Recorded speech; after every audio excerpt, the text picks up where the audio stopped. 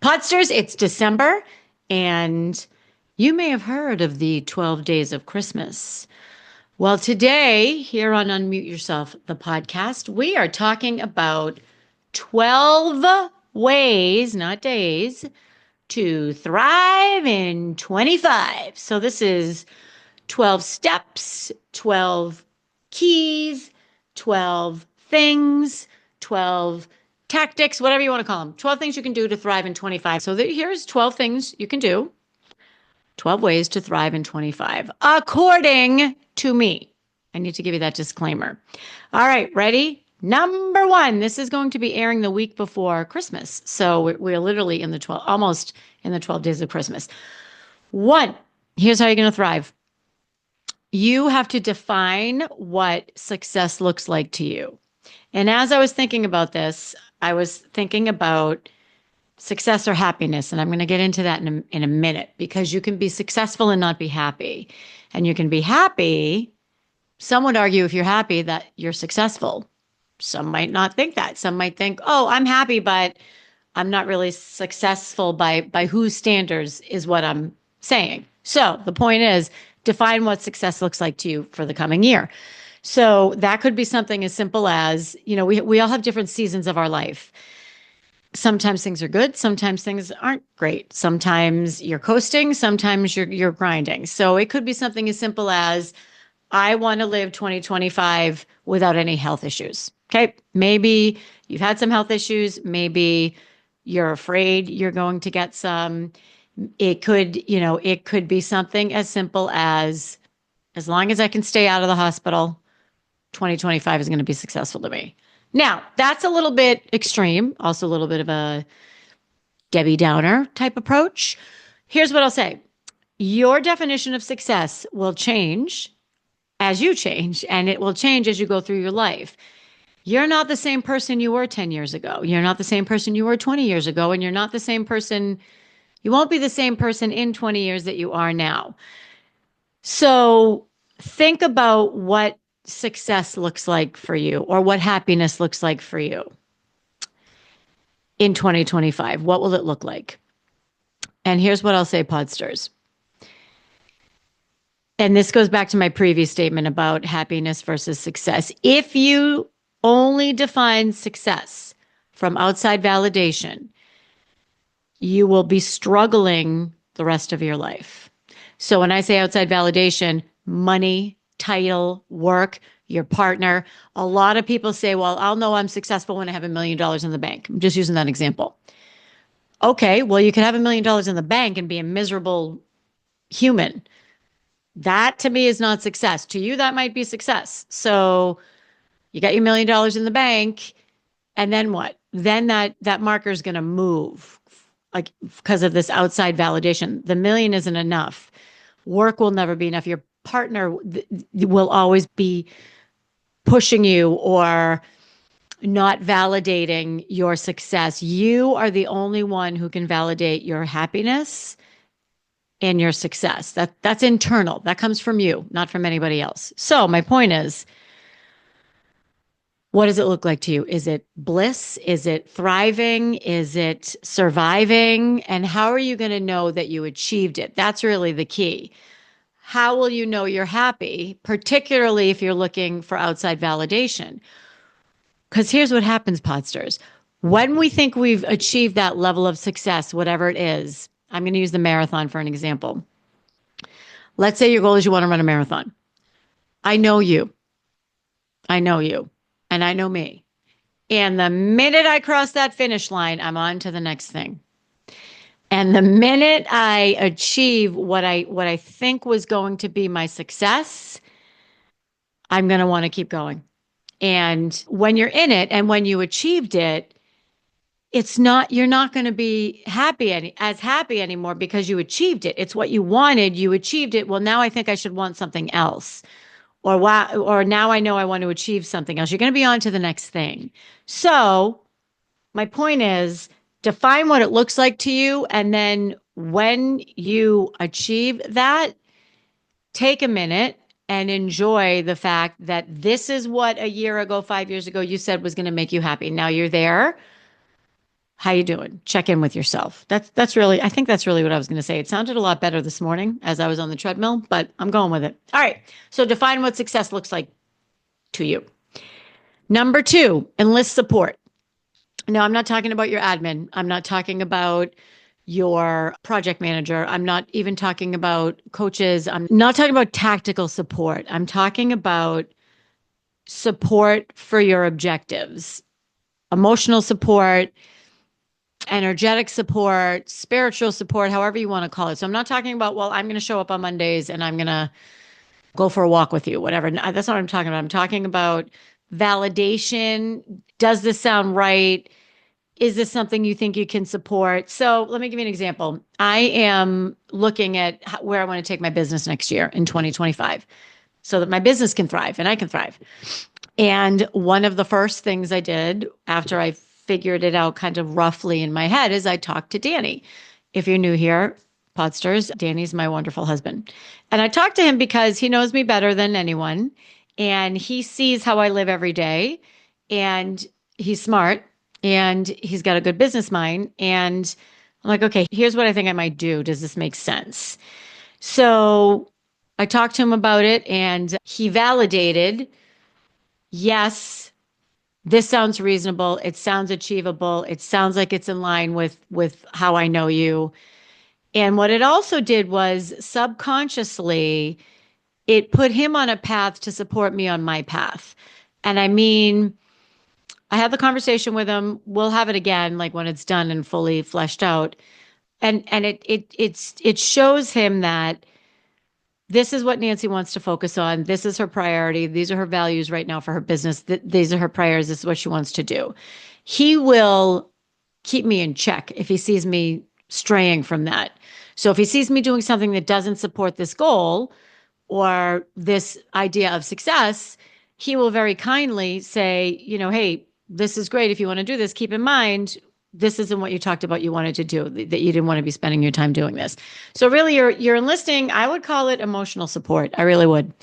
And it's someone who can validate the direction or validate that you have a realistic expectation of what success is going to look like for you in 2025 and bonus if they can help you get there. Okay. So that's number two. The third way to thrive in 2025 is to sketch it out. For those of you who've been here for a while, I'm a very firm believer in my vision exercise. There is a link in the show notes. This is as simple as taking a pen and a piece of paper and just sketching out what this is going to look like. It might sound silly. I can tell you it works. So you simply draw out, no judgment on what it looks like. What are you doing when you're successful in 2025? What does it look like? Are you sitting on a beach? Are you on an airplane? Are you skiing in Aspen? Are you at your home with your children around you in a beautiful garden? So it's really, what does it look like?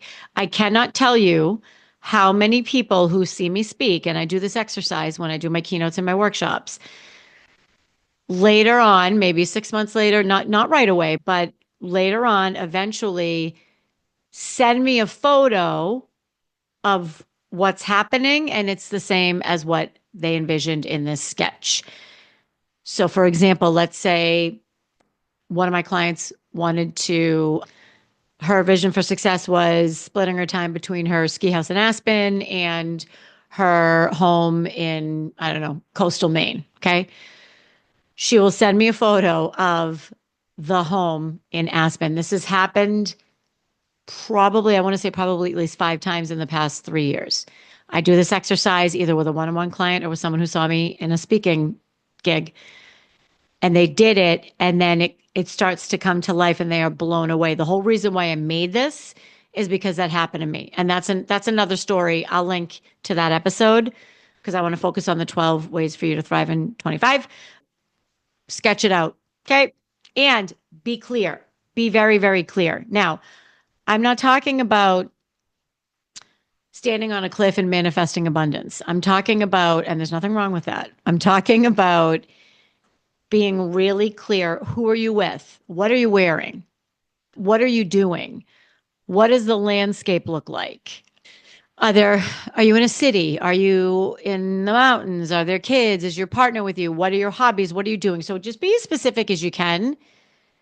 It is incredibly powerful how much visualizing this and putting a pen to paper makes your brain believe that this is available for you. It 100% works, I promise you. So do this for 2025. And here's why I like this idea of doing it only for a year. Usually when I do this, it's for 5 years from now. So I would say, okay, in 2030, oof, seems like a long way away. In 2030, what does your life look like? What I like about 2025 is it is really achievable. This is in the next 12 months. Here's what I want to be doing. So you have to be pretty realistic. You can still aim high. You have to be realistic, and you will see steps immediately that help get you closer to that vision. Okay. Second part of this is words matter, as you know, particularly over here at Unmute Yourself, the podcast. Set some words to the photo. So this could be 2 or 3 sentences. So for example, mine just rolls off the top of my head because I've said it so many times. This is an old one that I had. I'm a highly sought after public speaker. I love, and I giggle whenever I hear highly sought after. I just think it sounds so, is it pretentious? I don't know what the word I'm looking for is.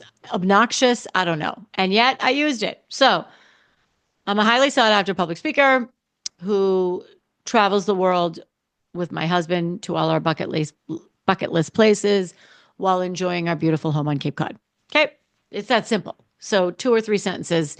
There's a spot for that in the little worksheet that's available in the show notes. Okay. This is a lot, Podsters. It sounded simple when I started to do it. All right. So number 5.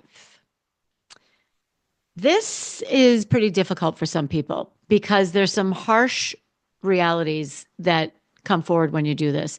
This is about joy. This used to be difficult for me, not as much anymore because I've done it so much. So really think about what brings you joy. It could be very simple. It could be a walk in the snow. It could be my toes in the sand. It could be hearing my kid laugh. It could be waking up in the morning to see the sunrise. There's a million things that could bring you joy. Here's where the hard part come in, is to think about what is not joyful for you. What is not bringing you the joy? What is the opposite of what success looks like for you and how you're trying to feel? This could be a job. It could be a habit.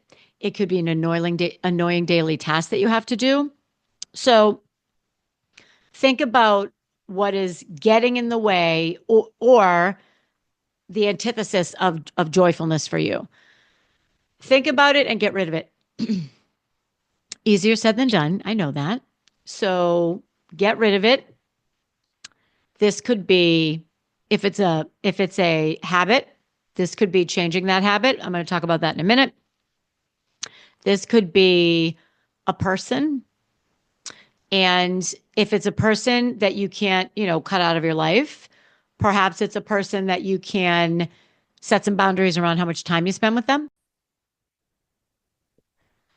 It could be some negative thoughts that are the opposite of what bring you joy. So if you identify this is a joy killer, you're more likely to say, you know what, this is joy killer and this is going to stand in the way of what success looks like for me. So I'm going to minimize it, get rid of it, whatever the case may be. I'm going to give you the habit example right now. So I used to work out every morning immediately. So I get up at 5 or 6 and I would quietly go down to the treadmill, work out. My workout would be done by 7:30. Done. Workout done. Coffee, already a couple coffees in, ready to go. Well, then I moved down the Cape and by the way, for those of you who aren't from New England, down the Cape is Cape Cod. So then I moved to Cape Cod and we have a really peaceful little spot of land.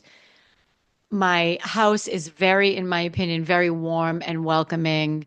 I love to sit down in the morning, slowly enjoy my cup of coffee with a candlelight, look out over my yard at the woods. Sometimes I'll journal. Sometimes I'll, plan out my day, whatever the case may be. And I love doing that.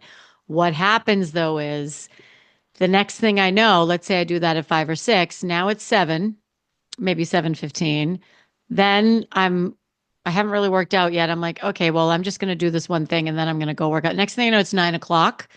I'm in my day. I mean, I work. 9 o'clock, I'm already 2 hours in or an hour in to my work day, and I didn't work out. So here's what I did. This is why I'm telling you like how to get rid of it. And this sounds really, really, really simple because it is. So this one little change made the difference. And this is recently, this is over the past few weeks. So what I didn't tell you is when I'm down drinking my coffee and writing in my journal and lighting my candle and looking out at my beautiful yard and the woods and, all the beautiful things, I'm still in my pajamas. So I come down in my, nice comfy PJs. And that's why I keep going. That's why I just keep going. And I'm like, okay, well now I'm going to go do this and I'm going to do that. But I'm comfortable. I don't want to change. So what I do now is I put on my workout clothes before I even leave my bedroom. My workout clothes are on, and that way that's already done. All I have to do is throw on my sneakers. So you know all the hacks, right? If you want to work out in the morning, you're not a morning person. A lot of the experts say lay your clothes out the night before. Fine. I don't really need to do that. Mine are pretty easy to find. For me, it's have them on before I even leave the bedroom in the morning. If it's you want to eat healthier, it's meal plan. If it's you want to eat healthier, it's meal plan and then meal prep. Like block out the time to prep the meal. So all of this is to say, think about what's not bringing you joy and get rid of it. So for me, it was getting rid of this habit of there's my phone. Okay, sorry, Jen. It was getting rid of the habit. So for me, it's getting rid of the habit of going downstairs in my pajamas, because while in the moment it's joyful, I don't need to do it every day. It keeps me away from my goals. Anyway, I got rid of it. So that's what I'm saying. Okay. Okay. Number 6. I like this one a lot. Ritualize a check-in, like a progress check-in. And it can be with yourself. It can be with a friend. It can be with a business partner. And I'm using the word ritualize on purpose. So I love this word. For me, ritualize or ritualizing something makes it helps me take a mundane task or something I don't want to do and make it enjoyable. For example, paying bills. If I don't want to pay my bills, sometimes I'll light a fire, I'll sit on my comfy couch and I'll throw all my bills in the fire. I'm only kidding. I'm only kidding, Podsters. I will light a fire, I'll sit on the couch, I'll get really comfortable, have some tea, and I'll pay my bills because it's everything else I love to do. All right, so now I'm paying bills, it's not as bad. So ritualize a check-in. So it could be meeting a friend and checking in with them that way. It could be in your own journal or your own planner, whatever the case may be. So here's the thing. Ritualize this or create this check-in with no judgment. We don't judge here at Unmute Yourself, the podcast. We don't have the luxury of judging other people. We don't do that. I don't do that. Here's why. One of the reasons why. The person we judge the most harshly is usually ourselves. So I try not to judge anyone, because if I'm judging someone else, I'm going to judge myself. That's just not good. And it's kind of mean, and we don't want to do that around here. So anyway, ritualize a check-in. So whatever that looks like for whatever this success marker, this happiness marker is for you. Are you going to check in with yourself? Are you going to check in with a friend? You're going to check in with a family member, business partner? How you doing every now and then? Could be once a month, could be once a week, could be once a quarter, could be twice in the year. Totally up to you. All right. Speaking of a check-in, you want to definitely find an accountability person, somebody to help you be accountable. That's different than the check-in, because the check-in you can do with yourself. The accountability person, this is a person, it's a human being. Could be a partner, could be a business partner, could be a coach. One of the top 3 reasons, no, I would say one of the top reasons that my one-on-one clients work with me is because I hold them accountable. And that there's no shame there. It's why you hire a coach. And that was one of the reasons why I hired a coach, was because I needed accountability. The other reason is because I knew that if I was paying that kind of money, I was not going to blow it off. I was not going to phone it in. So that's another reason why some of my clients want to actually pay the money. There should be a little bit of pain there with that because you're not going to dial it in. You're not going to just kind of fluff your way through it if you're investing in yourself. If you're investing your time, money, and your energy with a coach. All of that is to say that that is the ultimate accountability. And if you don't want to do that, that's fine. Find somebody that can help you hold you accountable. All right. I'm going to give you an example of what happens if you're not accountable. So I worked with one person. I've only had one one-on-one client that I've worked with that I have felt was not a success.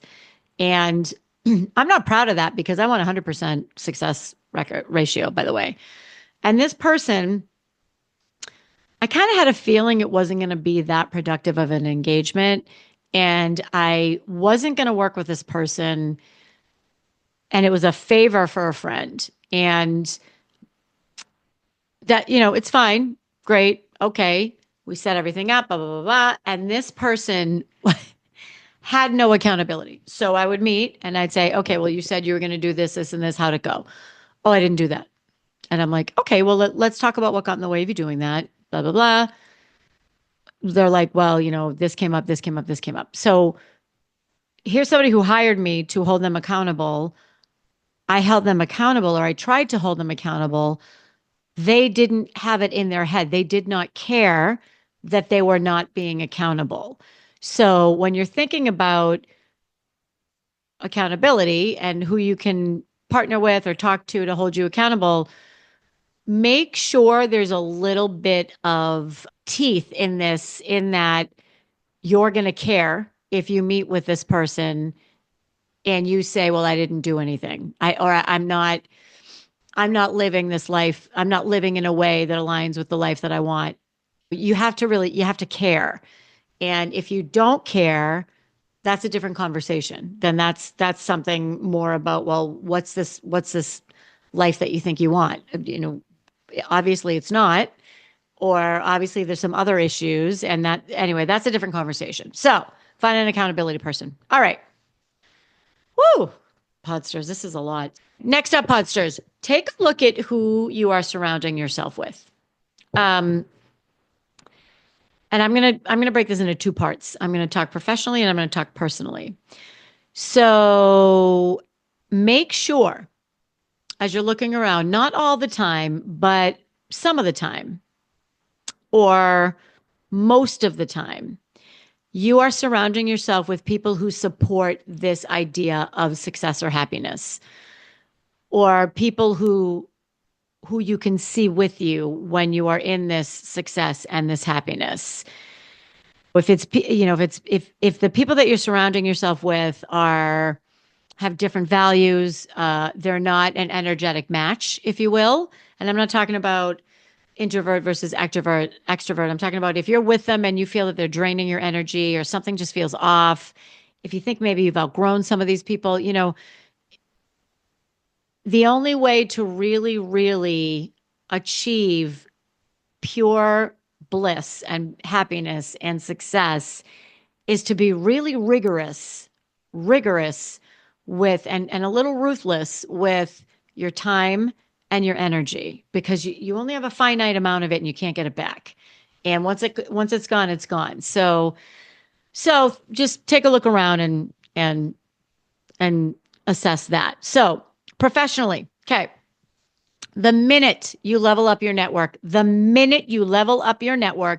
you will attract and bring in a whole different level of success. I have seen it time and time again. I've seen it myself. I've seen it with my clients. I've seen it in my companies throughout my career. You can have some really significant successes, really significant. And if you haven't leveled up, you'll enjoy that success. And okay, great. You'll enjoy that success. And here you are still playing at this level. Okay. So there was like a spike, and then you're back down again to your level. If you are leveling up your network professionally and I don't even like leveling up because it's not better. It's different. It's people that are different. People that are more aligned with this life that you want. So if you're with those people and surrounding yourself with those people and you have this big success, whatever it may be, maybe you get an interview on a TV show or something, or maybe you get a great podcast interview. That one success will be the springboard to launch you into the next level of success. And that's the difference. That's the difference is once you have that one thing that happens that's different and significant, you keep going. You keep going higher and higher and higher. And you keep going higher and higher and higher because the people that you're surrounding yourself with are opening doors for you or giving you other ideas based on what just happened. So it's a game changer. It's a game changer. Okay, let's talk about who you surround yourself with personally. It is hard to make new friends as an adult. And I know this because I have moved several times throughout my life. And it's hard. And it's not that people are bitchy, it's because people are busy. There's a difference. We're busy now. We're not in our teens or young 20s anymore. There's a lot going on. People have families, people have children, people have big jobs, all kinds of things. So when you're looking at who you're surrounding yourself with personally, here's something that's, I think, really kind of cool. Think about, are they aligned with how you want to live, who you want to be, what your values are? And I have a whole values exercise. I'll link to that episode as well. This is kind of cool because this is one of the last episodes of the season and it's tying in like everything we talked about. Anyway, think about what values you have in common with them. So think about this life that you want to live and your values. So let's say, this actually happened to me. I lost a lot of weight many, many, many, many years ago. I lost like 72 pounds. It's a lot of weight in a year. And I remember some of my friends at the time, they only wanted to go to eat, and they only wanted to go to eat like not great food. I remember I would be like, well, do you want to go for a walk instead? No, they didn't. Okay, you wanted me for a cup of coffee instead? No, they didn't. So my values changed or my idea of fun changed. So those friendships, unfortunately, kind of fell away a little bit. So if you're laser focused on this life and the people, your friends don't share these values with you, and I'm not talking about spiritual values, or I mean, maybe for some of you that is one of the values that you want to make sure your friends share with you. I'm not really, I'm talking about lifestyle values and how you want to live. So for example, one of my friends and my friends and their kids run the gambit in terms of ages. One of my friends has a preschooler and she's in preschool and we share some similar values. Another has her last kid finishing high school and we share some similar values. And we run the gambit. So no matter what, and we couldn't be more different in terms of where we are with our lives. We share we share what's important to us. So what's important to us? Integrity, taking care of ourselves, kindness, wellness, finding new ways to do this or that or the other thing. So it's the way they approach life. So making sure that we, and I mean me and all of these friends, we're really, we're not cookie cutter. We're different. We're very, very different. And also we place a high value on the same things, I think is a good way to say it. Okay. Now, one more thing, Podsters. Okay, I lied, two more. So, speaking of values, one way to thrive in 2025 is to get and stay clear on your values. And I'm going to make this easy for you. Make this really easy for you. Pick three values or priorities. You can use the word priorities. Well, now, when I say priorities, I don't mean get the car washed, right? Or I don't mean, make sure I don't know, generator's running. What I mean is priorities for your life, wellness, health, family, connection, spirituality. It could be money for some people, work that makes a difference. So like I said, I put a link to the values podcast in the show notes. pick three. What do you value the most? And that's a hard question. And then when you think of those three, you double down on those three. And I'm going to warn you, when you really, really look at how you want to live and you really commit to living how you want to live, and I talked about this a few minutes ago, there are people, there are relationships, places, things, habits, behaviors, beliefs that are simply not a part of that. And this is a situation a lot of people avoid, and they avoid it because it's uncomfortable, and they avoid it because they feel guilty. And it's also the situation that's going to keep you where you are. So if you're serious about thriving in 25 and really stepping into who you know you can be or who you want to be, you need to get serious about your values, and you need to get serious about taking a look at what's not serving you when it comes to those values. Because they keep, like I said, they keep you where you are. So you can't complain about a toxic boss and keep going into work every day. And I actually say this because this happened to me. You have choices, and they might not be the best choices. They might not be ideal choices. If you are sitting here saying, I want to be happy at work, and you know that you can't be happy at work because of your boss, let's just say, then understand that's your boss. They're not going to change. They're not going to change. So the only thing you can do is either not let them get to you, which is very difficult, or change your environment. And I went through this, and I wanted to support my boss, and I wanted to believe that she was a different person, and I wanted to believe that she was better.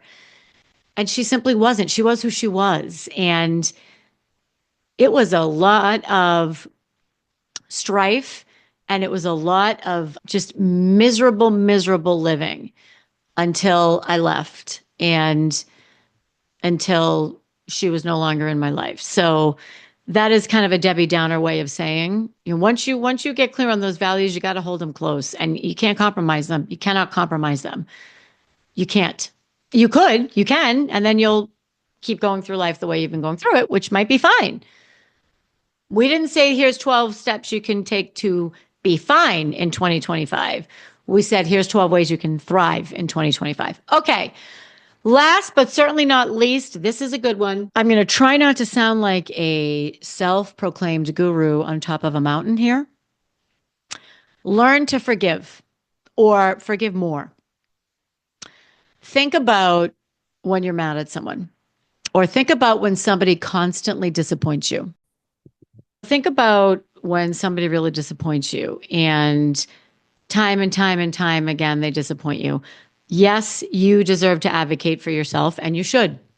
And when somebody obviously continuously does you wrong.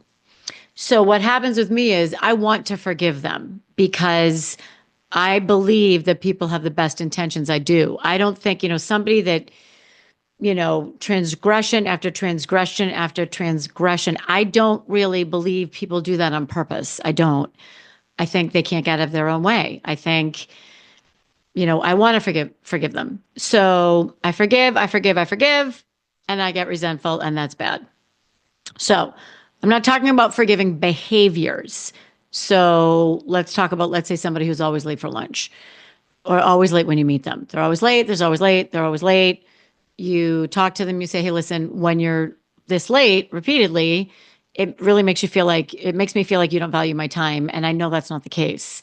And it's really upsetting to me. And I need you to make more of an effort to be on time. So let's say you do that, and they are continuously late. If you choose to keep making plans with them, you need to just forgive them for who they are. Not necessarily, you're not giving them a pass. You're saying, okay, all right. Instead of getting frustrated every time they do the same thing, you can't change them. You can only change you, or you can only be responsible for what you do and your behavior. If you keep them in your life and they keep showing up late, and they keep showing up late, and you get irritated and you get mad, think about who's losing here. You you you want them in your life. You want them in your life. Forgive them. Forgive them. They are who they are. They are who they are. It's kind of actually similar, maybe not to the Mel Robbins, let them, but maybe not. Anyway, because holding on to anger and holding on to resentment, there is a quote about something about holding on to hot coal. You hold on to it and you're the one that gets burnt. So just let it go. Let it, again, I'm not saying don't stick up for yourself. I'm saying carrying a grudge can be really heavy. And that's not a way to thrive. So if you don't want to forgive someone and you don't want to tolerate that behavior, then okay, have the conversation and move away from that person. I mean, move away from that relationship. Don't have them in your life anymore. If you choose to keep them in your life and they keep doing these things, you got to forgive them because they're in your life and they're not going to change. So you can be mad all the time or you can just understand they are who they are and that's it. Anyway, Podsters, I think I might have done more than 12. I'm pretty sure I did more than 12. I was really hot on these this morning. I really hope that you found one or two nuggets in there as you're going through the next few weeks when things get very busy and then slow down. This is my favorite time of year. The last 2 weeks of the year, I always take them off so that I can just relax and enjoy and go a little inward and just set myself up for success. So that's my wish for you. A happy, happy, happy, whatever you celebrate. Happy New Year. I don't think I'll be back before New Year. I might. I got to check the dates. But if I don't see you or hear from you, Happy New Year. We have guest after guest after guest in January. It's going to be a jam-packed January. That's what I'm going to call it. Jam-packed January in a good way. And until then, peace out. Happy holidays, Podsters. I love you. Take care.